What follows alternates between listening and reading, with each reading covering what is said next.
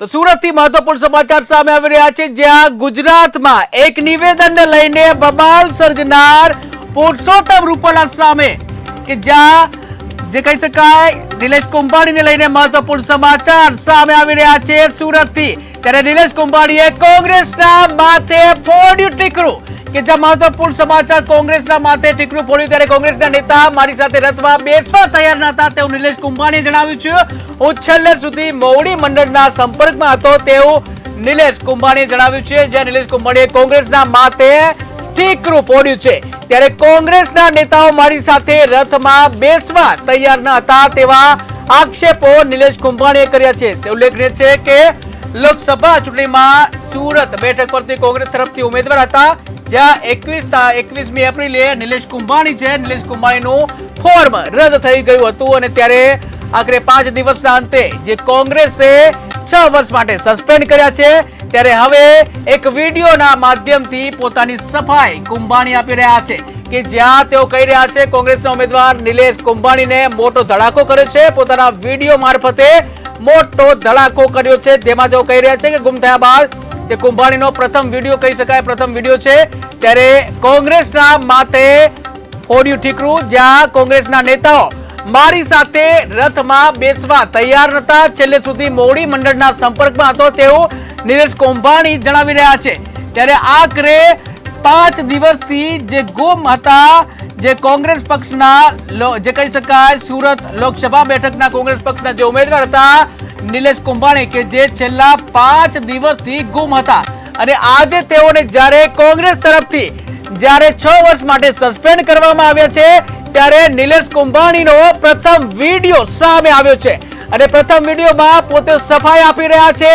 ત્યારે આ વિડીયોમાં તેઓ જણાઈ રહ્યા છે કે મારી સાથે કોંગ્રેસના કોઈ પણ વ્યક્તિ મારી સાથે રથમાં બેસવા માટે તૈયાર ન હતા, જ્યાં હું સતત મોવડી મંડળના સંપર્કમાં હતો તેવું આ વિડીયોના માધ્યમથી નિલેશ કુંભાણી જણાવી રહ્યા છે। ત્યારે આવો જોઈએ નિલેશ કુંભાણી આ વિડીયોના મારફતે શું જણાવી રહ્યા છે। નમસ્કાર, હું નિલેશ કુંભાણી મોવડી મંડળના કોન્ટેક્ટમાં જ હતો। બાબુભાઈ માંગુકિયા સાથે મારો વાત થઈ હતી। આવતીકાલે સવારે હું અમદાવાદ આવવા નીકળીશ। મારા પરિવાર, સગા સંબંધી, મિત્રોને મેં કીધું હતું કે કોંગ્રેસ પાર્ટી આપણી સાથે છે, આપણે કાંઈ ડરવાની જરૂર નથી, બધાનો સાથ સહકાર લઈ અને પિટિશન દાખલ કરવા માટે હું અમદાવાદ રવાના થયો। ત્યારે કોના ઈશારે અહીં કોંગ્રેસના કાર્યકર્તાઓ ઘેરે આવી અને મારો વિરોધ પ્રદર્શન કરી મને પરત ફરવા મજબૂર કર્યો। જ્યારે રેલીમાં સ્વયંભૂ લોકો જોડાણા હતા, કોંગ્રેસના મેન આગેવાનો, અહીંના નેતાઓ પોતે મારા રથમાં પણ બેસવા માટે તૈયાર નહોતા, મારી સાથે જોડાતા નહોતા। અને જ્યારે કોંગ્રેસ પાર્ટીએ કીધું હોય કે 20 તારીખ પહેલાં તમે બૂથ ઉપર કોણ બેસવાના છે એમના નામ, નંબર, વિગત મોકલો, ત્યારે અમે અહીંના જે ચૂંટણી લડેલા હતા, જે હોદ્દેદારો હતા એમને અમે કહેતા હતા કે આપણા બૂથની વિગતો દેવાની છે।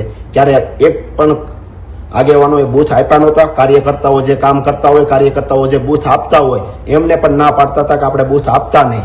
અને પબ્લિક પણ જાણે છે કે આમાં જે અત્યારે વિરોધ કરે છે એ પહેલાં ભાજપ સાથે બેસી ગયા હતા અને એક પણ અમારી સભાઓમાં કે અમારી સાથે ડોર ટુ ડોર એમાં એક પણ અહીંના આગેવાનો આવ્યા નહોતા। અત્યારે ખાલી વિરોધ કરવા બેસી ગયા છે। અગાઉ પણ એ ફૂટી ગયા હતા અને મને એકલો મેકી દીધો હતો, પ્રસાર પણ હું એકલો કરતો હતો।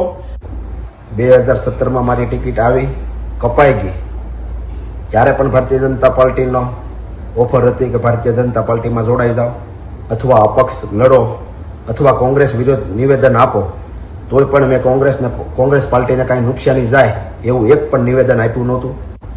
ગઈ વિધાનસભામાં ભારતીય જનતા પાર્ટી દ્વારા એવી ઓફરો આવતી હતી કે તમે પ્રસાર ધીમો કરો, કાર્યાલય બંધ કરી દો, ડોર ટુ ડોર જવાનું બંધ કરો, સભાઓ ઓછી લ્યો। ત્યારે અમારા સાથી ઉમેદવારોએ ઘણાએ એ ઓફર સ્વીકારી લીધી હતી અને 2700 મત મળતા હોય ત્યારે એને ઓફિસો બંધ કરી દીધી હતી, પ્રસાર કરવાનો પણ ધીમો પાડી દીધો હતો અને એમના કાર્યકર્તાઓ, સગા સંબંધી મિત્રોને કહેતા હતા ભારતીય જનતા પાર્ટીને મત દેજો। પરેશભાઈ ધાનાણી જ્યારે પહેલી સભા લેવા સુરત મોટા વરાસા આવ્યા ત્યારે કોંગ્રેસના આગેવાનો દ્વારા કોંગ્રેસનું ટેજ ટૂંકું પડતું હતું. તે પહેલાં એક બે કોંગ્રેસના આગેવાનોને ફોડી નાખવામાં આવ્યા હતા કે કોંગ્રેસને સભાઓમાં કે ટેજમાં કે રેલીમાં નહીં જવાનું. ત્યારબાદની બીજી સભાઓમાં તમે જુઓ તો કોંગ્રેસના એક પણ આગેવાન કે એક પણ અહીંના ગણા ગાંઠા નેતાઓ મારા ટેજ ઉપર કે મારા ડોર ટુ ડોર કે મારા સભામાં નહોતા આવતા, સિવાય કે એક બે આગેવાનો.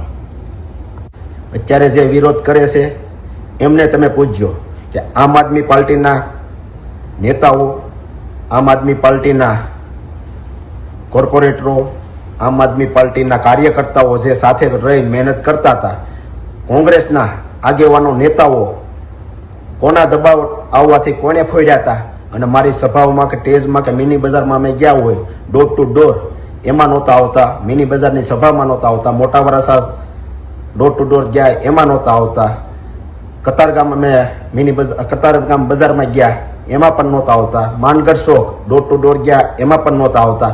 અત્યારે જે વિરોધ કરે છે આમ આદમી પાર્ટીના નેતાઓને અમે ટેજ ઉપર બોલાવી અને પ્રસાર કરતા હતા, સભાઓ લેતા હતા, ત્યારે કોંગ્રેસના આગેવાનો વિરોધ કરતા કે આમ આદમી પાર્ટીને તમે કેમ સાથે રાખો છો. ત્યારે હું કહેતો આપણે ઇન્ડિયા ગઠબંધન છે એટલા માટે આપણે આમ આદમી પાર્ટીના નેતાઓને સાથે રાખવા પડે, આમ આદમી પાર્ટીના કોર્પોરેટરોને સાથે રાખવા પડે, એમને મત મળ્યા છે એ આપણો પ્રસાર કરે છે તો આપણે એમને સાથે રાખવા પડે. તો ક્યારેક કોંગ્રેસના અહીંના ઘણી ગાંઠે નેતાઓ એમનો વિરોધ કરતા હતા કે એમને સાથે રાખવામાં એ તમને હું જીતાડી દેવાના છે. મેં પ્રતાપભાઈ દુધાતને અનેક વાર કીધું તમે સભાઓમાં મારી સાથે આવો, તો એમણે કીધું હું ફોર્મ ભરતી વખતે તારી સાથે આવે તું અમરેલીની તારીખ પછીની તારીખ લેજે.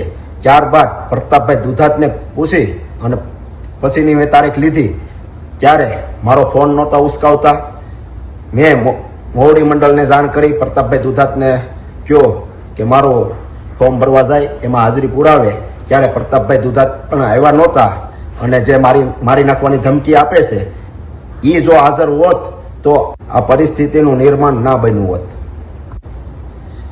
હું ચૂંટણી જીત્યો કે હાર્યો, વરાસા રોડમાં કોંગ્રેસની કાર્યાલય સતત ખુલ્લી રાખી, કોંગ્રેસને જીવતી રાખવામાં વરાસા વિસ્તારમાં મારી કાર્યાલય સતત ખુલ્લી હતી અને ખુલ્લી રાખી હતી. હું એક પણ નિવેદન એવું નહીં આપું